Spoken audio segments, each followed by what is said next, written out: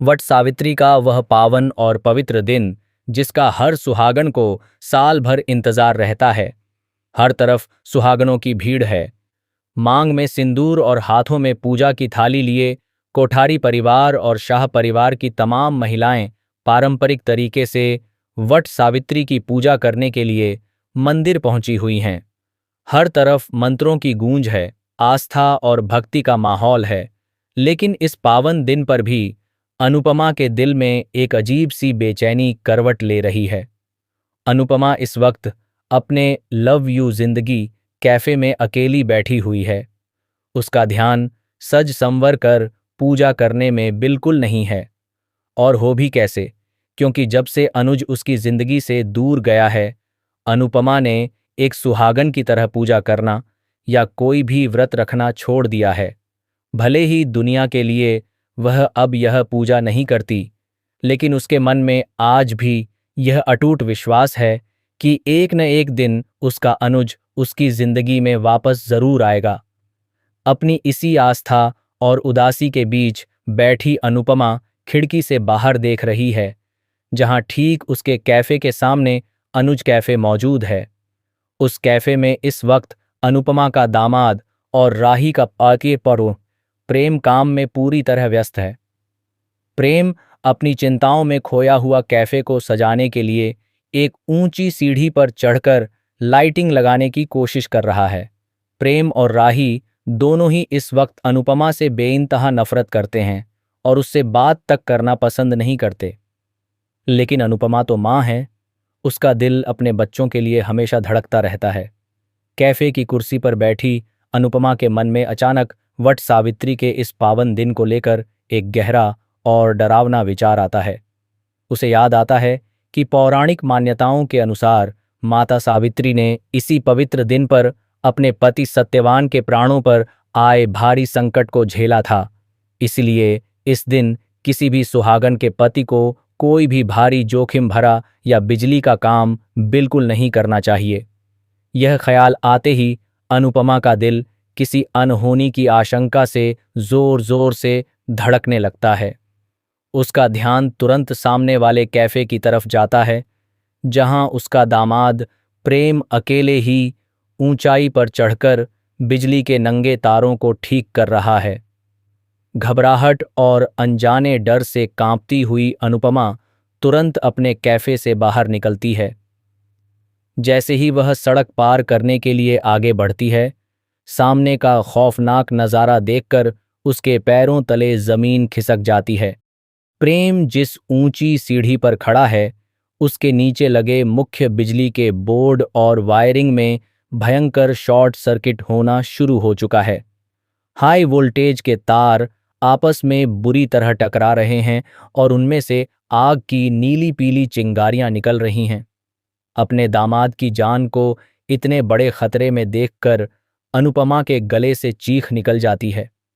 वह बिना एक पल गंवाए पूरी ताकत से चिल्लाकर प्रेम को आवाज देती है। उसे नीचे हो रहे इस जानलेवा हादसे से सचेत करने की कोशिश करती है, लेकिन प्रेम अपने काम की धुन में इतना खोया हुआ है कि उसे नीचे जल रहे तारों की भनक तक नहीं लगती।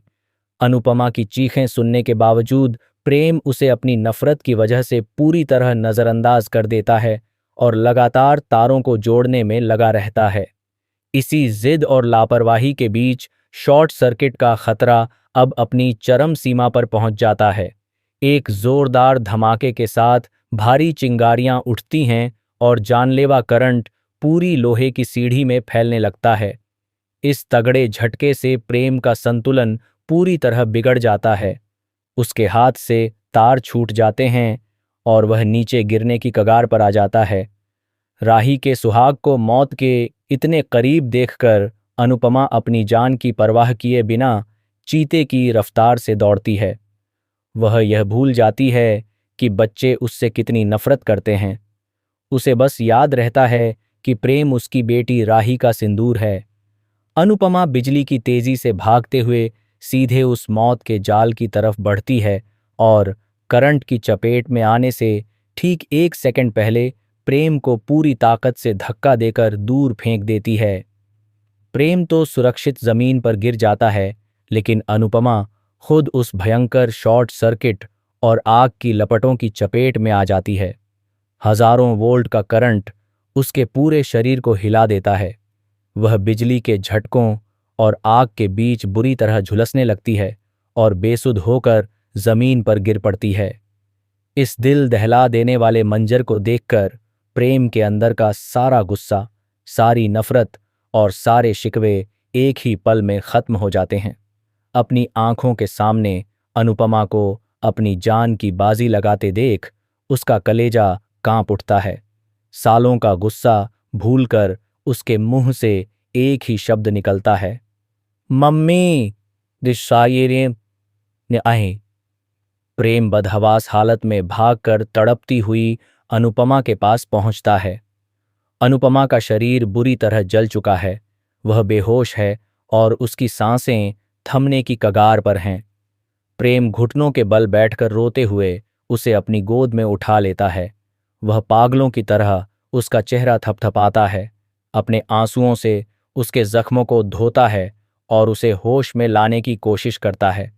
लेकिन अनुपमा की आंखों में कोई हलचल नहीं होती। उसी वक्त मंदिर के प्रांगण में एक और बड़ा अनहोनी जैसा संकेत होता है। राही पूरी श्रद्धा से वटवृक्ष की परिक्रमा करते हुए सुहाग का धागा बांध रही होती है, लेकिन अचानक उसका वह पवित्र धागा बीच से टूटकर बिखर जाता है। यह दृश्य किसी बड़े संकट का संकेत माना जाता है। धागा टूटते ही राही का दिल घबराहट से कांप उठता है। उसे महसूस होता है कि उसके पति प्रेम की जान किसी बड़ी मुसीबत में है। वह बुरी तरह घबरा जाती है और उसकी पूजा बीच में ही रुक जाती है। इधर कैफे में प्रेरणा यह सब देख लेती है और तुरंत फोन करके मंदिर में मौजूद शाह और कोठारी परिवार को इस भयानक हादसे की खबर देती है। जैसे ही यह खबर मंदिर में पहुंचती है, राही के पैरों तले जमीन खिसक जाती है। वह पूजा छोड़कर बदहवास हालत में अस्पताल की ओर दौड़ती है